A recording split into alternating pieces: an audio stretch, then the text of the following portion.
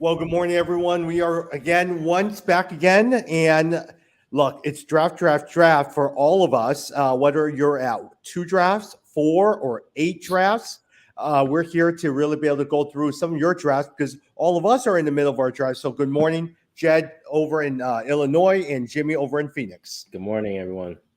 Morning, Jed.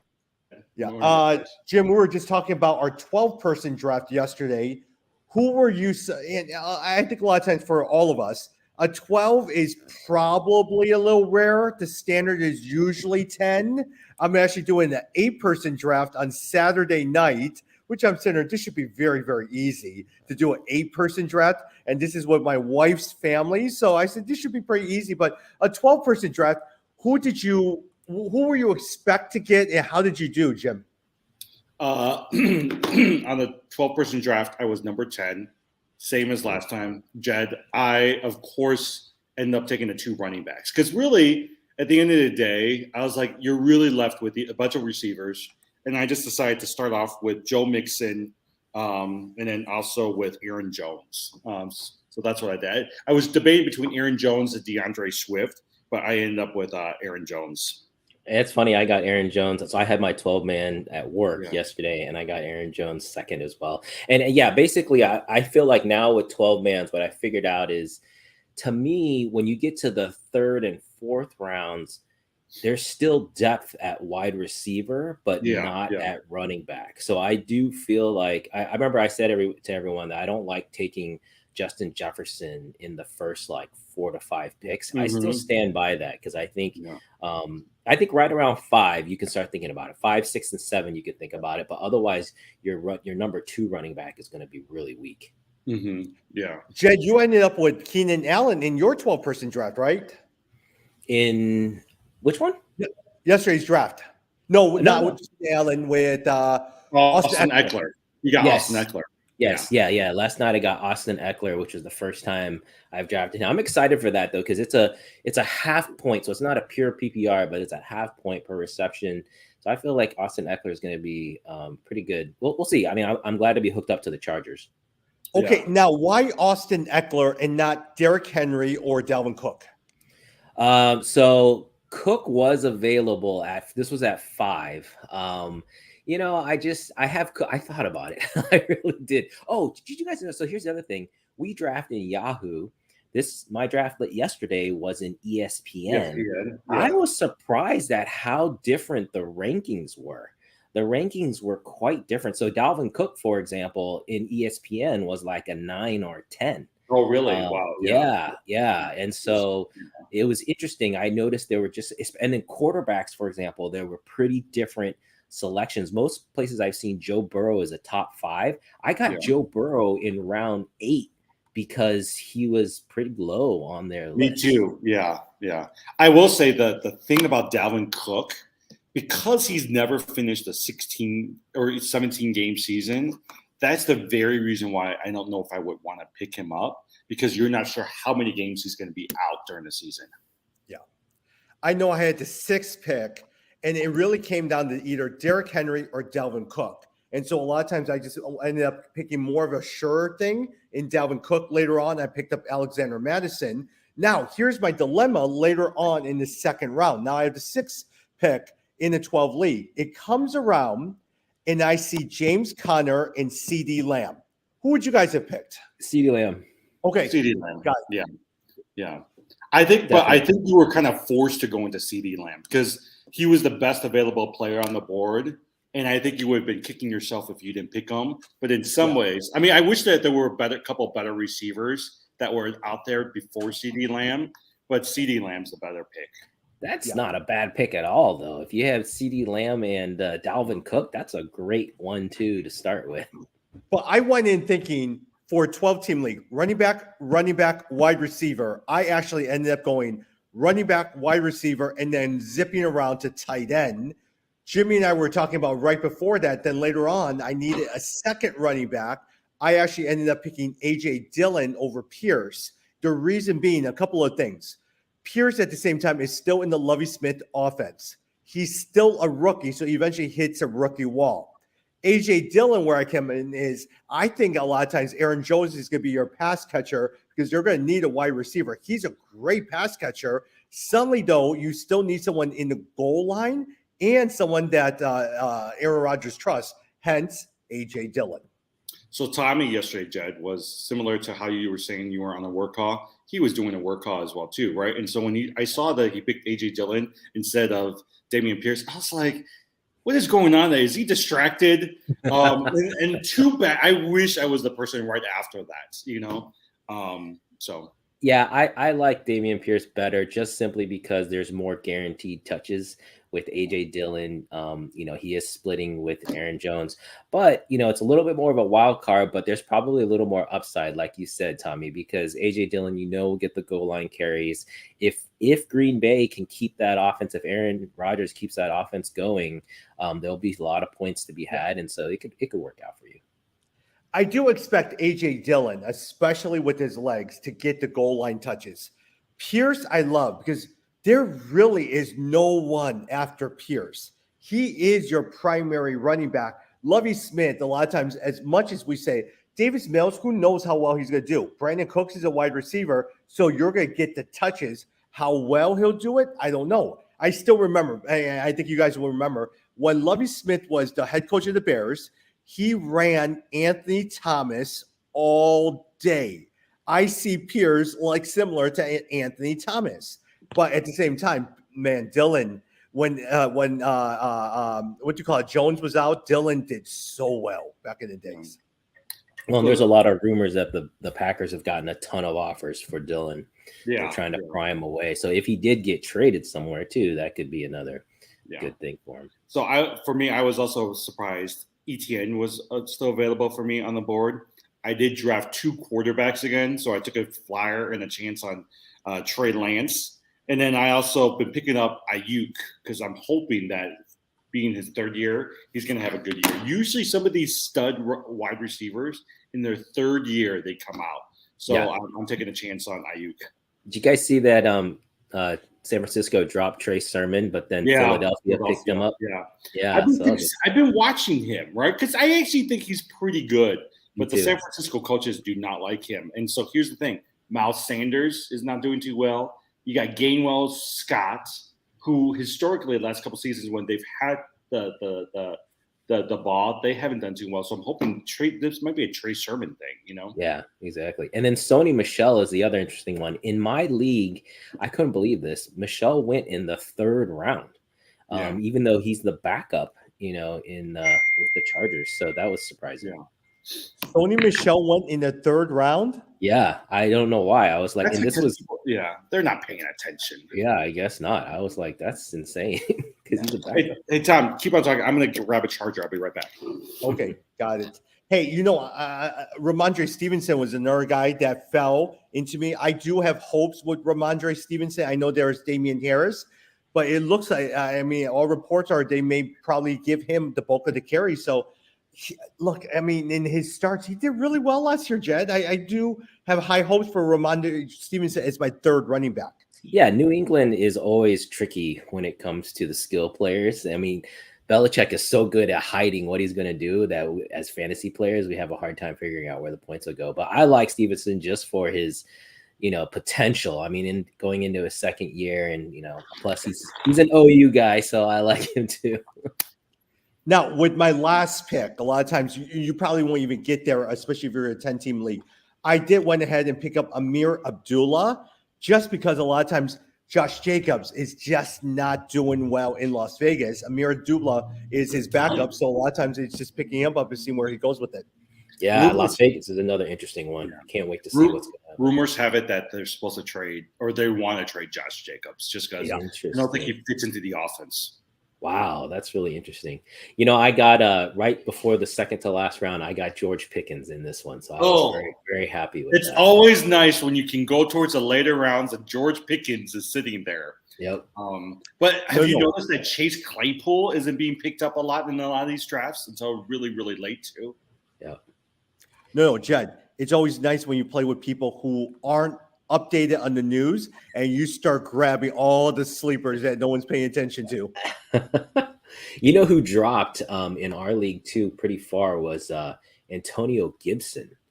Let's see. I want to see. I Oh want yeah. to say he might have went in the third But round. it's because of Robinson. But now that Robinson is out for an extended time, Yeah. I have been seeing that people are coming back to Gibson because there's no other options, right? Yeah. You got maybe McKinnon, who, but I don't think he's your number one guy, right? Yeah. But the only problem with Antonio Gibson, which in some sense will get him bench, is the fact that he fumbles. And the very, very fact that he fumbles will not get him on the field. Yeah. He was so good his rookie year, though. I actually it was between Antonio. I could have gotten Antonio Gibson when I got Damian Pierce. He dropped that far. Yeah. But I like him. Jim, who was your quarterback? I got Joe Burrow. So Joe Burrow and Trey Lance are the two people I decided to go after. Did you not want to reach for what do you call it, the guy out of Buffalo? By the time it got to me, someone had already grabbed him. And so I was like, maybe I'll go after Justin Herbert. But there were a couple who was sitting out there that I really who I just wanted. Jalen Hurts.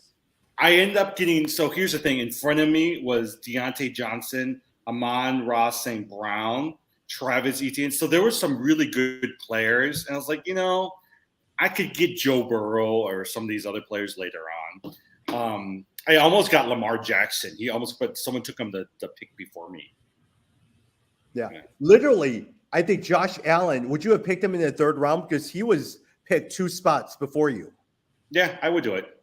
I would have done it. Yeah. If he was sitting there, I was ready. I had him in my queue. I don't know about you, but right as it's coming around me, I put a queue, and that's the person I'm going to pick. But then when the queue is gone, when the player's off my queue, I'm scrambling trying to figure out who my pick should be. So in my league, I waited until I always wait until try to go 5th or 6th round. Yeah. And then what happened was in the 6th round, there was a run. So then, the second pick of the 6th round, Lamar Jackson went, then 2 picks later, Jalen Hurts, then Kyler Murray. So then I was sitting there looking at Dak Prescott or Russell Wilson, but Cortland Sutton was available. So so I took Cortland Sutton. You can't pass up Cortland Sutton. Yeah. No. I'll tell you this. So Tommy picked up Russell Wilson before I picked up Joe Burrow. And Russell Wilson was the person I was really targeting. He was up on my queue, ready for me to take, and then he took him. Yeah, that's a tough one between Russell Wilson and Joe Burrow. That's a tough call. Yeah. Hey, I was very surprised. One of the highest quarterback that was picked in was Aaron Rodgers. Lamar Jackson has not been getting very much love. He was still sitting there. Russell Wilson was still sitting there. So someone picked up Aaron Rodgers. Here's the one that I struggled with. I ended up, and I was still debating. I ended up picking Kyle Pitts ahead of Cam Akers, Cortland Sutton, and Travis Etienne. So suddenly now I was sitting there, should I pick up a tight end? I have a great stud tight end, but at the expense of a Cam Akers. No, I would. I'm not 100% sold on Akers. I still think Henderson at the end of the day is going to see some good run. I'm not entirely sure Akers is going to last the entire season. Man, I like Kyle Pitts. I could not get him in both drafts, though. He went right before. So in this one, he went in round 4, 3 picks before I got Michael Pittman. And Travis Etienne was right there, too. So it was a tough call. But I like Pitts a lot, as you guys know. I love locking in. I love with the tight end position. It's kind of, it's like the quarterback position. Once you get it locked in, you can just leave it there and not touch it. Totally. Right. Yeah. My guess is he's going to end up getting 8 to 10 touchdowns, over 1,000 yards. I mean, we don't know what's going to happen at Drake London, right? The only other player that has the offensive capabilities will be Cordell Patterson, but Cordell Patterson isn't a Kyle Pitts. Hey, what do you guys think of Eli Mitchell? Oh, I don't really trust those San Francisco running backs, so I've always stayed away from them. Yeah, same. I have not been drafting him. I want to see where he went, but I haven't. The only concern I have, look, they've gotten rid of Trey Sermon. They've gotten rid of Mostert, all that other stuff. He is been positioned to be your primary running back. But again, he has a soft tissue injury. Yeah, he went in round 6, so that's pretty far down. But I mean, you're right. I love the San Francisco scheme, so there's going to be points there for the running back, but it's just, can you get the consistency? Yeah. Grim, is that you? Yeah. Your Oh, coffee's okay. ready. Yeah. All right. Hey, let's go through a couple of news and notes as well, too. Jay, I'll start with you. Deebo Samuel misses practice on Thursday. A lot of times it's, hey, look, at the end of the day, he does get nicked up. Last year, he was great. 2 years ago, he was constantly injured. Jimmy says that he picked up Brandon Ayuk going in his 3rd year. How high are you on Brandon Ayuk? I like that. I think that's a really smart move. I do think people are going to be disappointed in Debo this year. Not because he won't perform. I just don't think he's going to get the rushing carries that he got last year, which really boosted him up the second half of the season. So I think you will be disappointed. And I think Ayuk is a great flyer. Like, if you're picking him up in those late rounds, he could really pay out. Yeah. Yeah, Jameson Williams, unless you have a keeper, are you still picking up in the 10-team league?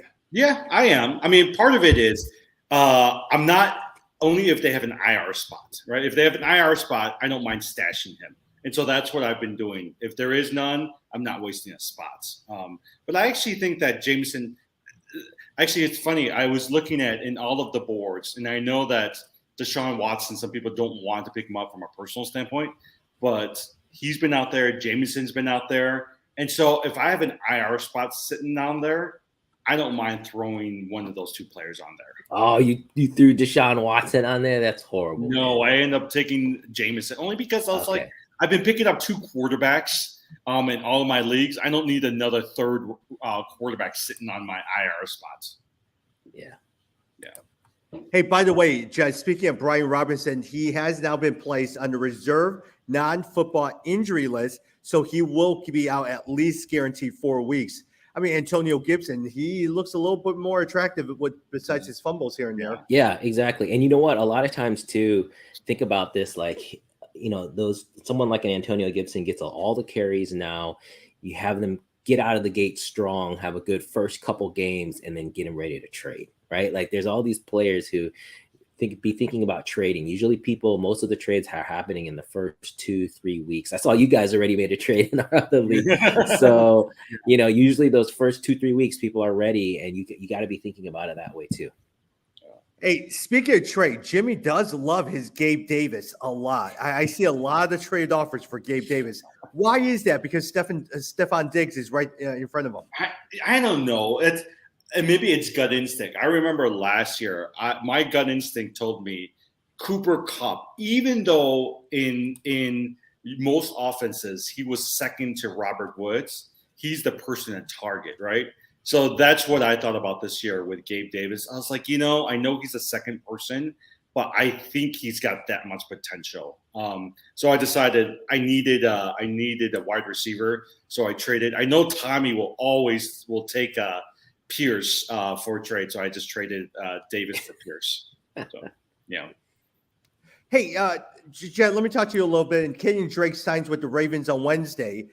A lot of times it says more about J.K. Dobbins probably not being ready. There was a video showed on ESPN a couple of days ago when he went through drills. After the drill, he was limping and his legs just still isn't there. For you, a lot of times, if you were looking for an additional running back, is it Kenyon Drake or is it Mike Davis over at Baltimore? I still think it's Mike Davis, because even Kenyon Drake will still be more like that third down kind of back. So I still think Mike Davis, but just be careful. I mean, the Ravens, we all know the Ravens rushing game is Lamar Jackson. It's not the running back. Yeah. So I don't know that you're going to get a ton of production there. Yeah. Jim, Miles Sanders is still not practicing. He's been injured now for the last few weeks with the hamstring injury. Is Kenneth Gainwell even on your radar? Maybe, but it does make me relook at Trey Sermon. So yesterday I was going through all the waivers after our draft. And usually, I think we talked about this last year, at the end of the season, it's a number of running backs on the waiver wire that's going to end up winning for you. And so I was going through the waiver wire and thinking, which running back this year is going to be the one that at the end of the season is actually going to make a difference? And I actually think that Trey Sermon's one of them. Yeah. Jed, Rondale Moore, Cardinals coach Cliff Kingsbury told reporters that Rondale Moore will probably play week 1. with DeAndre Hopkins gone, you definitely are not playing AJ Green as your primary receiver. Does Rondale Moore become your primary receiver then? Yeah, no, he's a great pickup, and you should be able to get him really, really late. I got him in like I think round 12 or 13 in one league, and yeah, I'm expecting he's going to be heavily targeted. With Hop being gone now, and with AJ Green, there is not going to be the solution. So Jed, the only so I'll say this with a caveat. I think Rondale Moore is going to be pretty good, right, until Hopkins comes back. But all the local people, the story on Rondale Moore here has been there's an undisclosed injury that he's going through that the Cardinals has not talked about, and they're trying to figure out what it is, right? So that's why whenever he's on the board, I was like, these local guys might know something that we don't know. So I've just kind of somebody else. Yeah, they definitely do. That's why when you have local information, that's exactly what you need. So no, I think that's really important to look at. I was just thinking, who I'm trying to think of other when you guys are saying like players you want to stash for the second half. Who I'm interested in is and this jogged my memory just because Josh Gordon got picked up again. So he got dropped by Kansas City. He got picked up again. But OBJ, nobody has picked up OBJ. He's sitting there. I guarantee you somebody's going to pick him up in the second half. So some team can use him for the championship run. So that's an interesting one. Yep. Yeah. Hey, Jim, let me ask you a quick question. New York Giants, a lot of times, Kadarius Toney is still not practicing. Kenny Galladay had surgery, and he's still not there, and we have no hopes at all for Kenny Galladay. Is it Sterling Shepard, or is it a Wan'Dale Robinson or Darius Slayton? Wan'Dale Robinson being their rookie. Do you like anyone you should forget New York Giants to just avoid that? No. I mean, I think we always talk about teams you stay away from. I think Giants are one of those teams right now. Yeah. But you never know about Toney. If he comes back, he's actually not that bad. Yeah. Jet, last one before we talk about tight ends as well, too. Josh Gordon signs on the practice squad. What do you think about Josh Gordon? Because I know in the past you liked him a lot. Oh, yeah. No, I love Josh Gordon. I'm not picking him up at this point, but I'm watching. I want to see. The main thing with Gordon is speed. Did you guys see that they showed Terrell Owens running the 40? Yes. At whatever age 43, he could still run the 40 in like fast. It was like 4.5 or something. I was like, and that's the thing. Josh Gordon has crazy elite speed. So no matter how old he's getting, teams still need that. So I'm definitely paying attention to see if he catches on. I just always been one of his fans and hope that he does well. With that said, we're going to talk about tight ends and running back. But before that, let's take a break from football a little bit and talk basketball. What did you think of the Donovan Mitchell trade? I thought I was disappointed it wasn't New York. It would have been super interesting to see Donovan Mitchell with Randall and with Barrett up in New York. I think that could have been a serious contender in the East if they had made that trade. I don't know why New York couldn't pull it off. But in Cleveland, to me, it doesn't change anything. Cleveland's interesting. They definitely have a couple pieces there. You got to see what they're going to do with Colin Sexton, what's going to happen. But it's definitely not as intriguing as New York. But they got a good lineup, those guys. Cleveland, if you look at their potential lineup, they've got a really good lineup. Yep. Yeah, he instantly does give them. I would say they probably jump into the top half of the East. Yeah. According to ESPN, I was sitting there reading it late last night. Utah was so mad at the New York Knicks.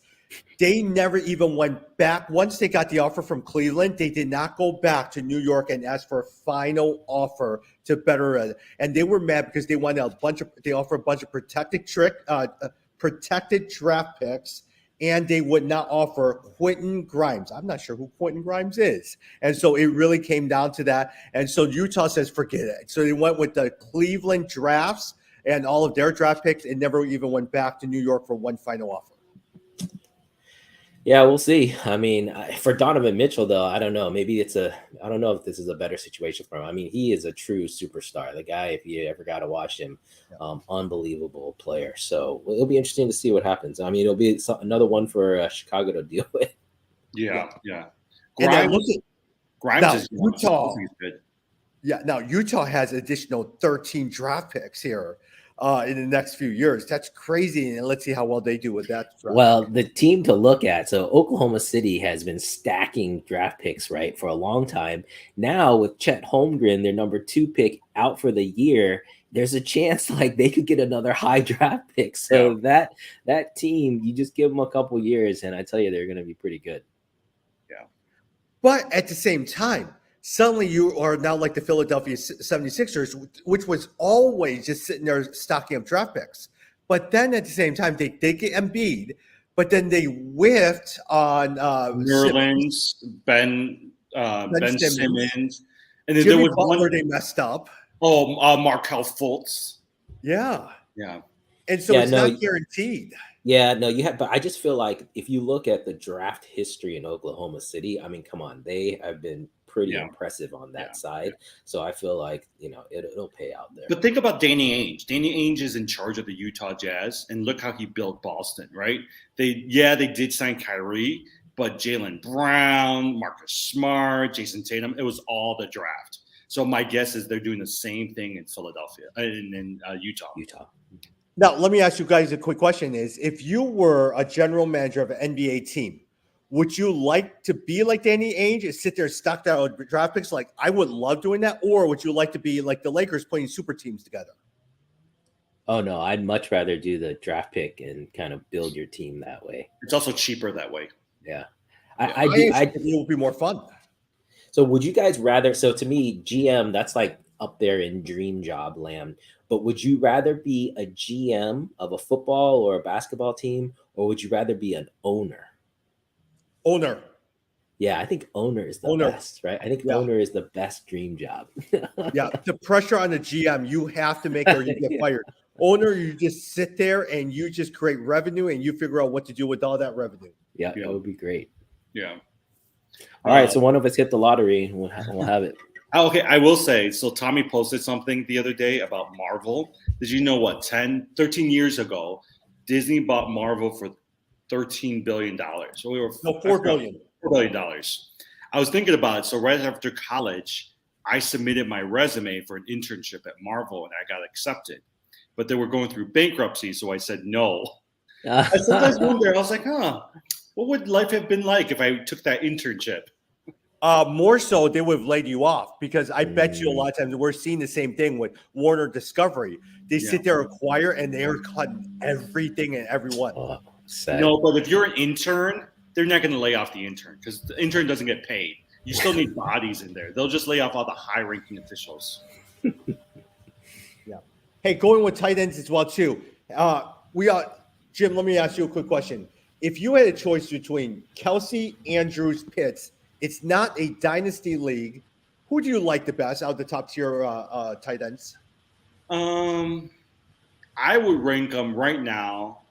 If I were to pick, I would pick Kelsey, Pitts, Andrews. That's how I would pick. Jed? Yeah, that's pretty. I might still flip Andrews and Pitts. I might say Kelsey, Andrews, and Pitts. I love Kelsey. I think this new offense, the wide receivers there, we don't know who's going to emerge. And so I think Kelsey's going to be that safety blanket for Mahomes. And so I think his production is pretty much a lock. I think Andrews too, that connection with Lamar Jackson is just really strong. And Kyle Pitts is still a little bit of a wild card. But I will say at the end of the season, Pitts could be number one there. So his talent is right there. I mean, for sure, a dynasty league, Pitts is number one. Yeah. Jed, you really liked Kyle Pitts, even with Marcus Mariota, huh? I actually like him more with Mariota. I think I think Mariota is more mobile. And so again, the tight end as a safety valve, I think is perfect. And Pitts, remember, so Pitts was one of the first rookie tight ends who instantly had double coverage as a rookie. That's insane. Like that never has happened. And so the coaches, it took them a little while to figure that out. And so I think his production is going to go up this year because they're going to know how to better scheme for him. Yeah. Speaking of Atlanta, Drake London still has not practiced. He got injured at the very first preseason game and still out. And so with Drake London out, there really is no wide receivers in Atlanta. You have Cordero Patterson. You have, and then you have Kyle Pitts sitting right there, and that's really I about don't it. actually. I don't even know who the wide receivers are. Let me look. Yeah, After they have a Gage, don't they? oh Nope, no, Gage is he's in signed Tampa. somewhere else. Oh, that's right. That's right. Yep, That's right. Gage is in Tampa. Well, hey, by the way, speaking of that, Julio Jones has done pretty well in preseason here. Yeah, I wasn't expecting anything out of him, but Tampa is that's the place where the old guys go. Yes. Oh. Hey, I'm watching the Julio Jones here sitting there because with what do you call it? The other Brady. wide receiver from Mike, I forgot, blanked on his name. He might be well in the first couple weeks. Okay, so other than Drake London, the other wide receivers, Brian Edwards used to be with the Raiders, and Zacchaeus, who last year I think led them in receiving towards the end. But that's it. I mean, Calvin Ridley, funny enough, is still on the roster, but he's suspended. But at the same time, remember Brian Edwards from Las Vegas? I had high hopes for Brian Edwards when they drafted him. Yeah. All right, Jed, let me ask you. If you had a choice, it comes down to George Kittle or Darren Waller. Which one are you picking? Or you're going to say, you know what? I'm going to avoid those two and go to Dalton Schultz. No, I've had that exact scenario. I do not like Kittle because of, well, yeah, I've been debating this. So on the one hand, I feel like he's a nice safety blanket for Trey Lance, and so he's going to get the picks. And the talent's there. But I really like the idea of Darren Waller now with Devontae Adams. They can't double coverage. And so Darren Waller is free to roam. And again, the talent is there. So I've been picking Waller pretty consistently. I've got him in both drafts. I got him because I wasn't going to go after those first. Basically, if I couldn't get Pitts, then Darren Waller is the next guy. I actually agree with you because here's the thing is in the scheme of San Francisco, they use Kittle as a blocking tight end, right? To free up lanes, to free up the running backs, free up some of the wide receivers like Ayuk. And so what you find is that I would say, he's still going out there, but a good 30% of his time, Kittle is still blocking, whereas Waller is never used as a blocker, right? He's always going out there. So that's why for me, from a percentage standpoint, Waller's a much better target in terms of draft, and you can get him later than I think Kittle. And we're always scared that Kittle is injury prone as well, too. Like last year, he was out for an extended period of time. And so when you need him the most, he's never there. Yeah. All right. We could sit there, and the next tier is Dalton Schultz and TJ Hawkinson. We could talk about that. But here's the next phase. Jim, I'll ask you. Who do you like out of this group? All right. The next tier 3 is Dalton Schultz, TJ Hawkinson, and Dawson Knox. Yeah. But after that, who would you like? Hunter Henry, Pat Freiermuth, Dallas Goedert, or Zach Ertz? You didn't say the one that I would want, but go ahead. Who's the one you would want? Logan Thomas. If we're in that third tier, Cole Kmet. Oh yeah, Cole Kmet. That's true. Yeah. He's going pretty high actually these days. Yeah, I'm saying third tier. I think that second tier, that Dalton Schultz. I like Dalton Schultz over Hawkinson, but I still like Hawkinson too. And you didn't. Based off of where he's being drafted, though, I feel like Cole Kmet's getting to the second tier level. Yeah, exactly. Yeah. Exactly. So you got to be careful. But if he's in that third tier, I would take a Cole Kmet. Yeah. No, but I've seen the recent drafts. People are picking him higher than I thought he would be. Yeah, people love him. That's what we're saying. That's a little bit of the problem. If he's going too high, then it's not worth it. Yeah. Did you mention Dawson Knox too? Yeah, he's on the tier with Schultz, Dalton Schultz, as well as also TJ Hawkinson. I think, Tom, out of that group, right? Either Goddard, you've got Zach Ertz. Hey, we didn't mention Gesicki. No, Gesicki. He's on a trade block. I don't think Gesicki is. I would say it would come down between Ertz and Goddard. And the reason why I was actually thinking about both, because I was looking at them, both are projected to score roughly, about the same, right? But I think I would go after a Goddard before Ertz. I think that's what I would do. Yeah. In terms of sleepers, Jed, do you like any of these sleepers? Irv Smith, Logan Thomas, Robert Tonyan? No. I don't like. I mean, Logan Thomas, man, we all got burned on that last year, so I'm off that train. Irv Smith, maybe, but no, I don't like any of those guys. Yeah. Tom, you didn't say Albert O from Denver. I actually, I would choose. Yeah, but at the same time, Russell Wilson never really did very much with the tight end, so that's why I really haven't been paying very much attention to him.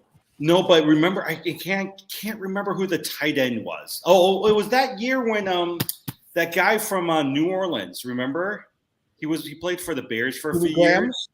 Huh? Oh yeah, Jimmy Graham. Yeah, Jimmy Graham was okay. He had so many touchdowns that year. That's why I think that's one of the reasons why they said that year. If you look at the touchdown production by Graham, you can see potentially him doing the same thing with Albert O. Now, at the same time, I personally like Noah Fant. If Noah Fant was still on the Denver Broncos, I probably would pick them up. He's in Seattle. No, you can't trust any of those Seattle running backs or quarterbacks. So, all right, running backs real fast. Let's finish up as we finish up because we all have to go. Running backs, we talked about Jonathan Taylor, Derrick Henry, Najee Harris, Dalvin Cook, Austin Eckler, all of that. It is Joe Mixon, Jim. What is your love with Joe Mixon? Here's the thing. When you're doing these darn snake drafts, when you're doing the snake drafts, it's always coming down to Joe Mixon, DeAndre Swift. Swift, and then Aaron Jones, right? Because Yep. I'm not even looking at Saquon Barkley or any of these other guys. Out of the three of them, I trust Joe Burrow the most. I love Joe Mixon. Yeah. No, Joe Burrows as the quarterback. Oh, right? got it. He can spread it out, right? He can spread it out, and they need Mixon to diversify that offense and to score. So that's one of the reasons I was like, because Burrows is the quarterback and I trust him, I think he'll know how to use Mixon well. So that's why I've been going for Mixon. I like Mixon. I mean, once he got over his kind of injury, he was a little bit injury prone when he started. Again, another OU back. That's why I like him too. But I don't think that's a bad pick at all. I think the Cincinnati offense, we just worry a little bit about hangover from, their great year last year. But if they can keep things going, and again, that's one of the best lines. Cincinnati has one of the best lines in football. So let's see. I think this is not a bad pick at all. Yeah. Now, Jed, if you were coming on the last half of the first round, going to the second round, you have Saquon Barkley sitting there or James Conner. Who are you picking? Ugh.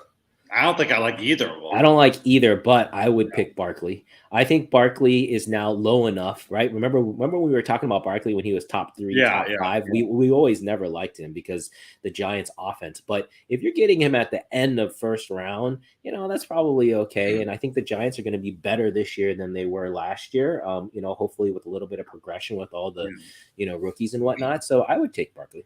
Speaking of injuries, I've also been seeing Christian McCaffrey is back in the top 3 for some people in terms of draft. And I was like, I don't know. A lot of drafts. I just don't trust a McCaffrey. Not at all. Not at all. Yeah, I'm not dealing with that headache. I mean, it's just too iffy. Yeah.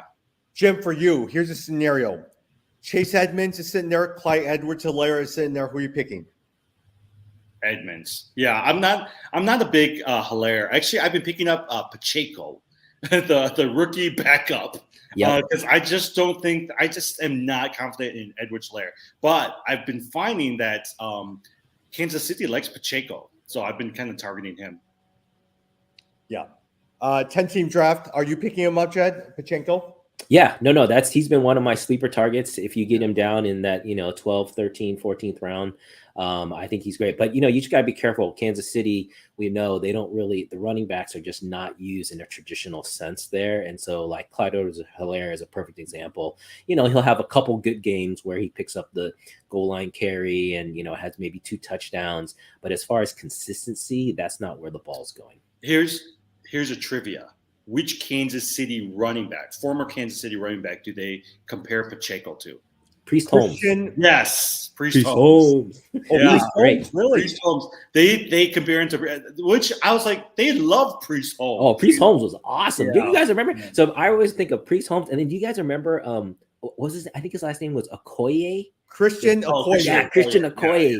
Those two guys were such brutes. They were huge guys. They were kind of like Derrick Henry prototypes, right? Like huge guys that were fast. Yeah. And so that was Well, that's what they say about Pacheco, right? So I was like, oh, he actually might be pretty good to consider because he's a big back, he's fast, and he fits into the offensive scheme. Yep. Side note, speaking of old Kansas City teams, my favorite Kansas City teams were back in the days when they had Joe Montana as their quarterback. Love those teams. Yeah. He only played for 2 years. Yeah, it was great. And they had the wide receiver, Lake Dawson, and they just had a wonderful team back then. All right. Jed, comes down to Josh Jacobs or Breece Hall over at the New York Jets. Yeah, the New York Jets. I actually like Breece Hall. I'd take a chance on Breece Hall. He was someone actually I said is potential as a sleeper. Like if you're looking for that second or third running back position, he could pan out, and he had a really good preseason. Yeah, Jim, Ezekiel Elliott is sitting there. If you're at the second round early pick, are you picking up, or you're going to wait to see if he drops in the third round? No, I'm not even looking at him. Tony Pollard would be the person I consider, but I'm not paying attention to Ezekiel Elliott. Yeah. Hey, look, our offensive line is so bad over in Dallas. Remember Jason Peter, who fizzled out with the Bears? They're thinking about signing Jason Peter because that's how desperate they are for offensive line help. Yeah. Going 2 more as well, too, as we wrap up. Jim, Leonard Fournette, how high is he going in your draft? You know what? I like Leonard Fournette. I put him in the same area as an ETN. I actually, if you gave me the choice between a Barkley, Elliott, or a Leonard Fournette, I'll choose a Leonard Fournette. Simply because of touchdowns? Sorry? No, simply because of his touchdown capability, Jim? Yeah, pretty much. But also Tom Brady likes Leonard Fournette, right? Yes. And so that's the other thing, too, is if you look at how they use him, both on the running game as well as also in terms of receiving, there's certain players I found that when Brady likes them, he always gets them ball, right? Gronk. He did that with a number of his receivers. I think Fournette is one of his guys. And so I think he's always going to work on getting the ball to him. Yeah, that's a good argument. That Fournette is the guy who basically, if you draft Justin Jefferson, you're probably going to end up with a Fournette. And that's not too bad. Yeah. That's not too bad. Yeah. Yeah. They were doing the story on ESPN, which I thought was actually made me really convinced of Leonard Fournette. They said Tom Brady always takes care of his people, and Leonard Fournette is the last remaining person he brought in. And so they said he's going to want to take care of him. No, you brought in Russell Gage as well, too. So that's a person that he personally reached out to. Yeah. But they got so many receivers. Chris Godwin. Actually, did you guys see that Chris Godwin is practicing again? He healed up quicker than we thought, so he could be a steal. He's going pretty low. That's why I took him in my draft yesterday, because I knew if I didn't take him, Tommy was going to take him. So I didn't want to take him that high, but I was like, I'll just do it. Yep. Hey, once he came to me, I'm taking both him and Hopkins as well. Sorry about that. Last one, Jed. Out of all your backup running backs, if you had a choice, Pollard, Madison, or would you even take a chance on a James Cook? You guys know I drafted Cook, but actually of those 3, I like Tony Pollard. I mean, Tony Pollard is already in, he's guaranteed touches already in that offense. Yeah. And so you're just building off of already a timeshare. Whereas Madison is more like 80-20, 70-30. And then Cook, I think, is even lower than that. He's just kind of waiting if there's an injury or something. So I think Tony Pollard for sure. Yeah, I think Tony Pollard's a good player. Well, we're going to wrap up here as well, too. Next week when we come back on Wednesday, by then we should have done our keeper auction league, and so we'll have much to talk about during that time. We'll see how we do. Good luck. Thanks. Yeah. All right, talk soon.